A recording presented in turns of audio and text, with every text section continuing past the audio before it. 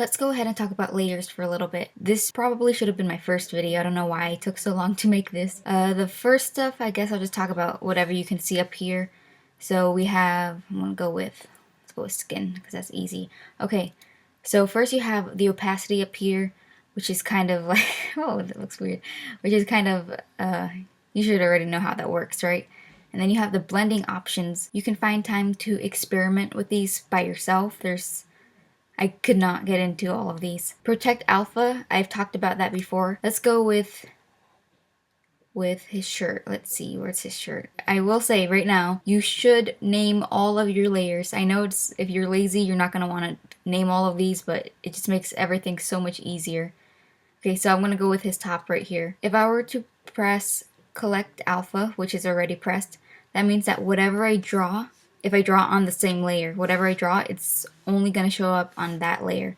So there you go. See, I can draw out here, but nothing's going to show up. But if I draw on the shirt, there it is. It's right there. For clipping, it's kind of the same thing, but for a different layer. So you see, here's the pattern that I have, his floral pattern or whatever. You make another layer, and then I press clipping. That means that whatever I draw on this new layer will only show up on the layer that's under it. So if I draw out here, again, nothing's going to happen, but then I draw on top of the shirt, and it shows up. So it does pretty much the same thing as Protect Alpha, but the thing is, it's on a new layer. So if I wanted to erase whatever I drew, it's not going to affect the layer that's under it. But if I were to do the same thing with Protect Alpha, which is make red or whatever, and then I ended up not liking it, so I started to erase it, it would erase everything because it's on the same layer. So that's why clipping is just way better. You can do pretty much the same thing, except it doesn't affect the layer under it. So next to clipping, there's a lock button right there. And that pretty much makes it so that you can't do anything on that layer, which is really good, especially for line art and the sketch layer, because you can always see these jokes going around of people accidentally doing the line art on the sketch layer and then you have to start all over. But if you locked the sketch layer before starting the line art, then there's no chance of you doing that. Let's do like a really quick sketch over here. I'm gonna do a circle and then, oh, gorgeous, gorgeous as usual. So that's gonna be like a person with the round head. Okay, this is pretend. That's just a person. Okay, so that's a person sketch, and I want to do the line art right after, right? If I didn't want to accidentally draw on the sketch layer, which I'm gonna name it because that's what I told you to do, you're gonna press the lock button so that if I were to do the line art right after it, and I try to do it on the same layer, nothing would happen. It doesn't let you do anything to the layer, but that includes like transforming. You can't transform it. You can't move it around at all. It's totally locked. So to make a new layer, you're gonna click this button right here, which is just a new layer button.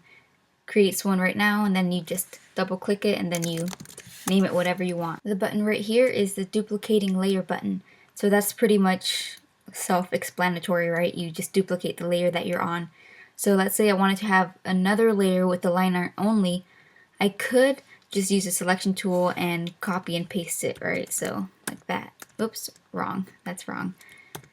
Like that, and then I'll have two line arts, although you can't really see it right now. But if I didn't want to do that, all you would have to do is go on the layer that you want duplicated and then click this button, and then suddenly there's two of the same layers. So that's like an easy way to do that. Let me unlock it so that I can throw that away, which, speaking of, is the trash can right here. So if you wanted to delete a layer, such as the sketching layer, whenever you're finished with your line art, just make sure you're highlighted on the layer that you want to be deleted and then click the delete button. Here is the merging layer. I'm gonna go to right here, the pattern and the shirt.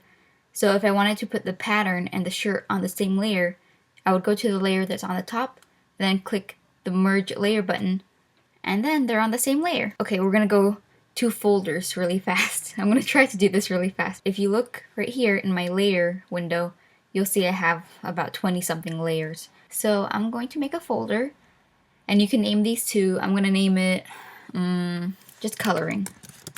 So whatever I want in the folder, as you can see it's empty right now, you would just take whatever layer you want in the folder and you drag it onto like the actual folder tab here. And then you see how this box turned gray? That means it's in the folder.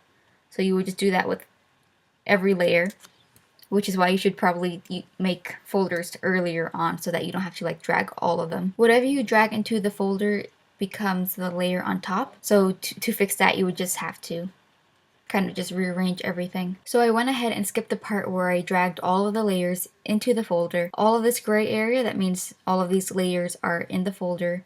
And these arrows that you might have noticed just means that the layer is clipped onto the one underneath it. You can actually make folders inside of folders, which is something I learned not too long ago. So notice how I have, how many, let me see, 1, 2, I have about 4 layers for his shirt alone. But if I wanted to make a layer, or if I wanted to make a folder for the shirt, I could just press the folder button and there's a folder inside of the folder. So I'm going to name this one shirt, and I'm going to put all of these in there. Let me just, boop, and I could just close that, and there it is. And when you're finished coloring or doing whatever you are with the folder and you want to delete the folder, all you would have to do is go up to layer and then merge folder, and all of the layers that were inside the folder become one layer. But I'm gonna undo that because I'm not finished with this picture. There's the layer tab up here, which I just mentioned briefly, which tells you all of the different things you can do with layers. You can rotate the layer too by using the rotate option right here.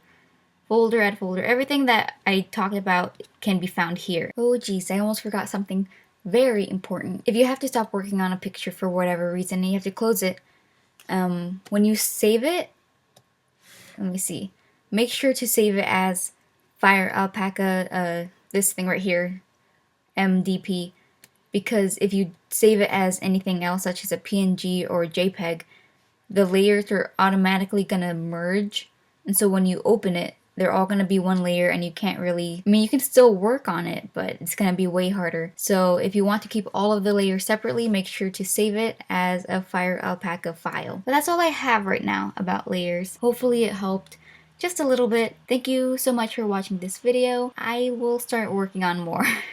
You can leave any suggestions if you want.